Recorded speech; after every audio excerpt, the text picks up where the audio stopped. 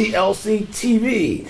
I'm Maynard Eaton, of course, our president and CEO, Dr. Charles Steele Jr., but to his left is a special guest. His name is Dwayne Bryant. Dwayne's a motivational speaker, he's a youth development expert, and now, most recently, he's an author of a book called Stop. Yes, sir. The Stop, Improving Police and Community Relations. Well, you made a stop here today to talk to Dr. Steele. What brings you here? Sure. Well, I'm actually in Atlanta for a teacher conference, and one of my partners in Chicago said you cannot be in Atlanta and not see Dr. Steele. You need to get by there and meet some very influential people in Atlanta and just in the movement of social justice in general. So he made the appointment, and we were having a meeting today, and he said, listen, what are you doing? Come on into the tape. And I said, oh, sir, well, we want to hear ready about what you're doing and how it impacts the kind of work Dr. Steele does. Sure, absolutely. For the last 20 years, my company has been developing mentoring programs as well as curriculum, social-emotional learning curriculum for the young people. We teach them life skills, goal setting, conflict resolution, study skills, hope, faith, the power of words, hygiene, etc. Things that they're probably not learning at home and they're definitely not learning in the school, but life skills that they will need to be successful. 2 years ago, I was doing a workshop in bullying with 4th, 5th, and 6th graders, and I asked them a simple question. If you're on the playground playing, minding your own business and doing nothing wrong, if a police car drove over, what would you do? And they all said, run. I said, wait a minute. I said, you're doing nothing wrong. Why would you run? And the kids said, we don't want to get shot, we don't want to get killed, and we don't want the police to stop us from going home. How do you? Yeah, Maynard, you and I really gelled together on different issues, and by Bryant coming in, made a immediate impact on me in terms of reconciliation, conflict reconciliation. And in discussing with him when he was in my office a few minutes ago, he mentioned that actually us being the Southern Christian Leadership Conference, when he was stopped by a state trooper, the Holy Spirit got on him and the trooper. I mean, I'll be relinquishing my responsibility if I didn't push the Southern Christian part of what we do in terms of our leadership. And that was very impressionable. Many times we forget about God. And the first thing he said, the officer feared for his life stopping him. He feared that the officer might some kind of way bring about a violence encounter with their coming together and giving him a ticket.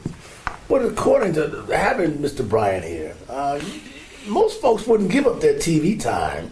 You open your doors to folks. You think that's important. Well, man, And people must think SCLC is important to stop by. People don't think you just prejudiced because it's me, and you work with I am prejudiced. That's right. Maynard knows me very well, and we're good friends. Absolutely, Maynard. And many people, not that they don't care, they forget about other projects. This is something we've been talking about, and you brought it to my attention. This is something you always talk about. We are educating folks on how to communicate when they're being confronted in a violent situation, and it goes beyond the state trooper. Dwayne, tell us about the book. Sure. Hold up so we can see that. Sure, absolutely. This is your book. My book, yes, sir. Wrote it from the first word to the very last word. There's a couple of different things we have here. The book was written because after, as Dr. Steele just stated, I had an encounter with a law enforcement officer in Indiana. He told me in Indiana, because I was driving 20 miles per hour over the speed limit, is considered reckless driving. He can either give me a ticket, a $500 ticket, or take me to jail. He also told me I crossed 3 lanes of highway without signaling, which is the same exact thing the Texas trooper told Sandra Bland in Texas a couple of months prior. So I was alarmed, I was afraid. I'm like, whoa, what is this? Is he gonna try to take me to jail? Am I gonna commit suicide 2 days from now?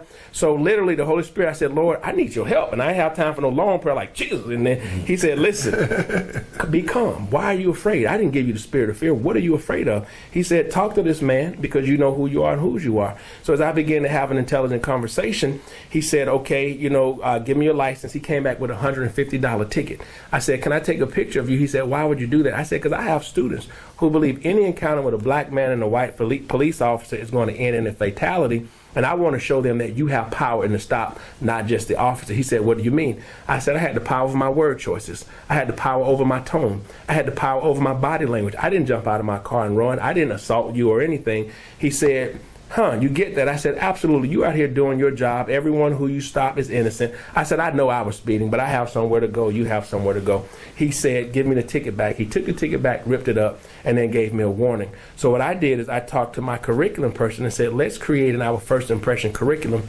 one handout on how to interact with law enforcement. And this will be in the schools in Chicago? Yes, sir. Chicago Public Schools just literally approved the stop. So we have the book and the workbook. The goal is for teachers, for parents to begin to have proactive conversations with young people about decision making, about their power to help them navigate life so that you don't allow a 20-minute encounter to derail your whole life. Maynard, this is something that immediately came to mind with Dr. Lafayette, our chairman of the board, and as he and I both travel the world together. This is something that we can incorporate with the conflict reconciliation. Ours, Brian, is basically conflict reconciliation, and we eliminate the word resolution. Because when you train people from the head and the heart, you know, we're renewing that spirit. And it's more than just a piece of paper, a resolution. It's a change of heart and the mental aspect of an individual.